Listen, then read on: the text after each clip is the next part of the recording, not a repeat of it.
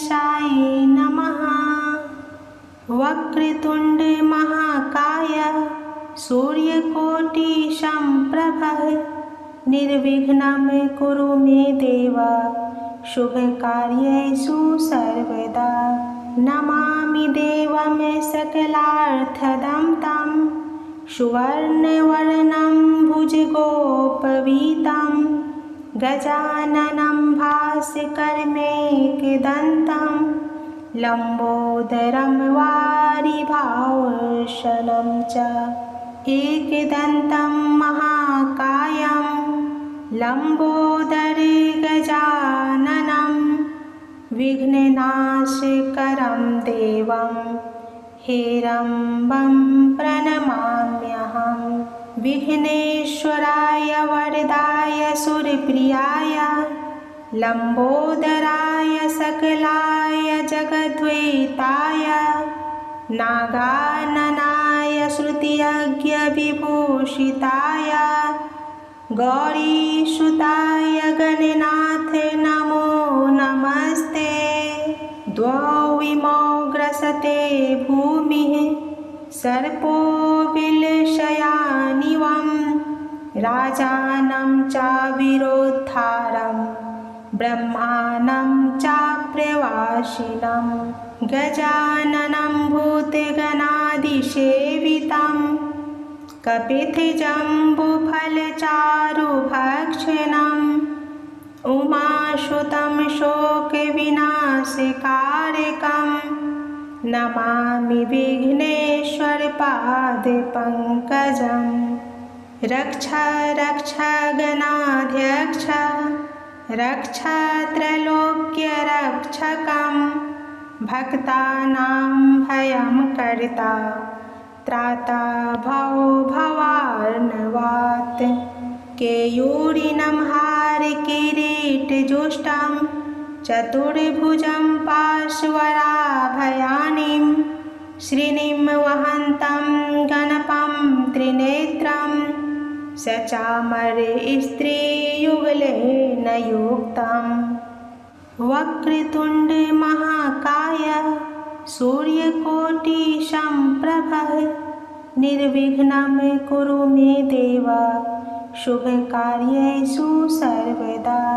नमामि देवं सकलार्थदं तं सुवर्णवर्णं भुजगोपवीतं गजाननं भास्करमेकदन्तं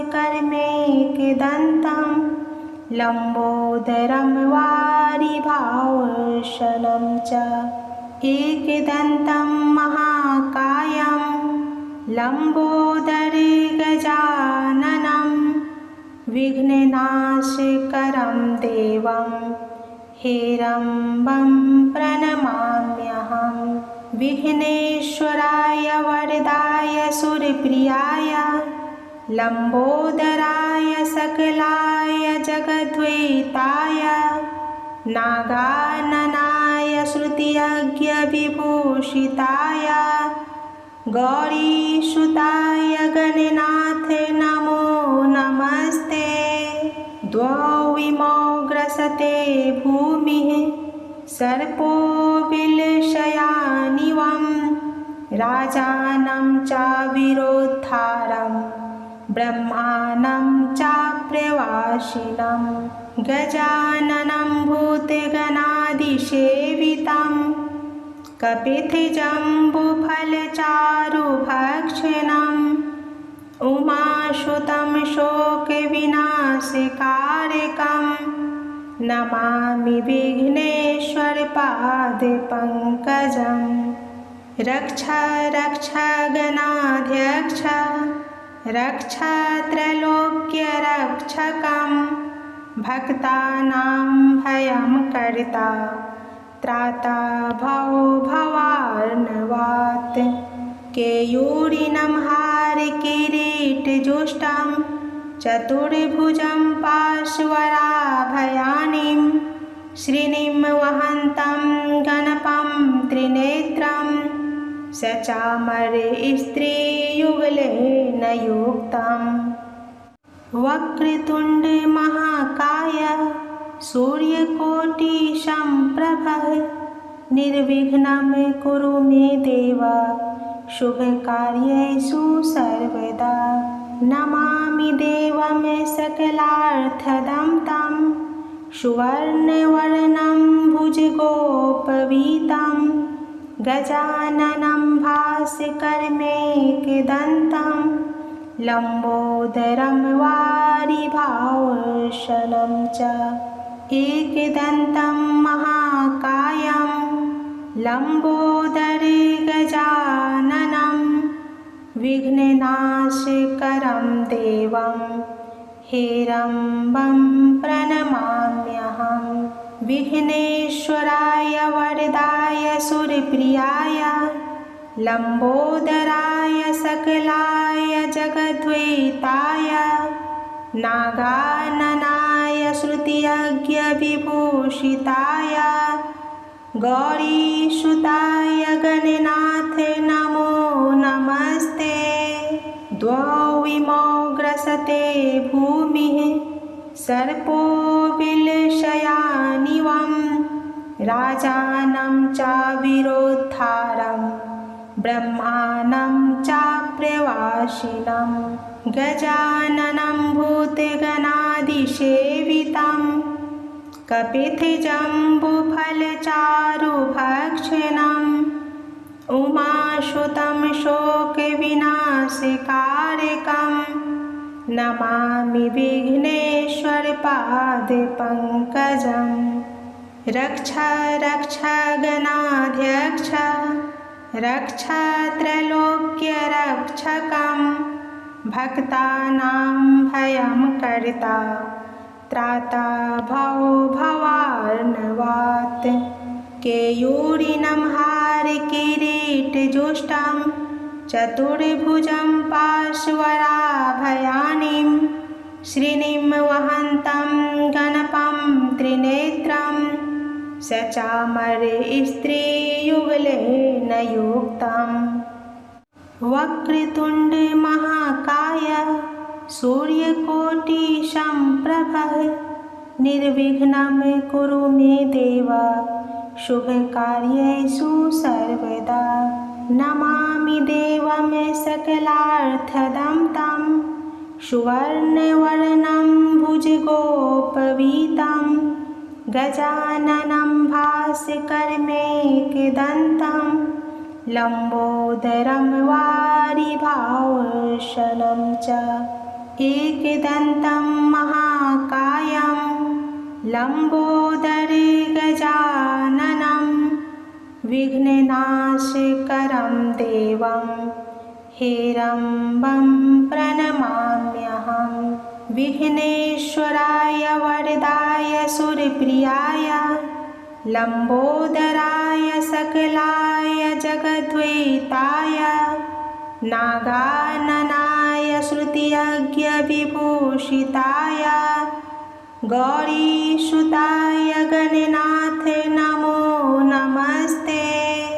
द्वौ इमौ ग्रसते भूमिः सर्पो विलशयानिवं राजानं चाविरोद्धारं ब्रह्माणं चाप्यवासिनं गजाननं भूतगणादिसेवितं कपितजम्बुफलचारुभक्षणम् उमासुतं शोकविनाशकारकं नमामि विघ्नेश्वरपादपङ्कजं। रक्ष रक्ष गणाध्यक्ष रक्ष त्रैलोक्यरक्षकं भक्तानां भयं कर्ता त्राता भवो भवार्णवात्। केयूरिनं हारकिरीटजुष्टं चतुर्भुजं पार्श्वराभयानीं श्रीनिं वहन्तं गणपं त्रिनेत्रं सचामरस्त्रीयुगलेन युक्तं। वक्रतुण्डमहाकाय सूर्यकोटिसम्प्रभः निर्विघ्नं कुरु मे देव शुभकार्येषु सर्वदा नमामि देवं सकलार्थदं तं सुवर्णवर्णं भुजगोपवीतं गजाननं भास्करमेकदन्तं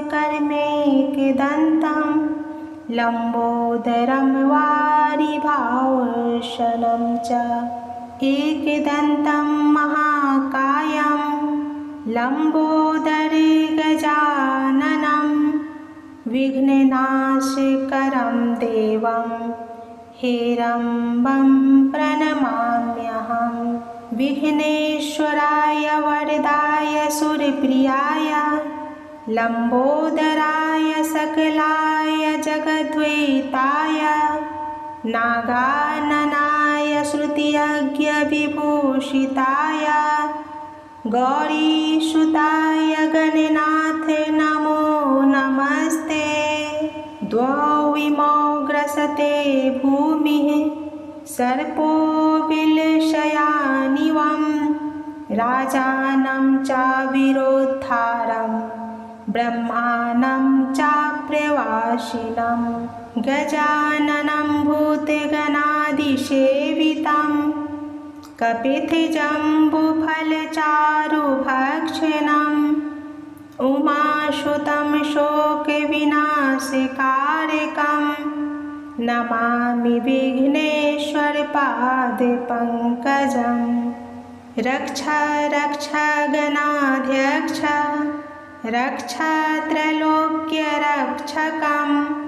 भक्तानां भयं कर्ता त्राता भवो भवार्णवात् केयूरिनं हारकिरीटजुष्टं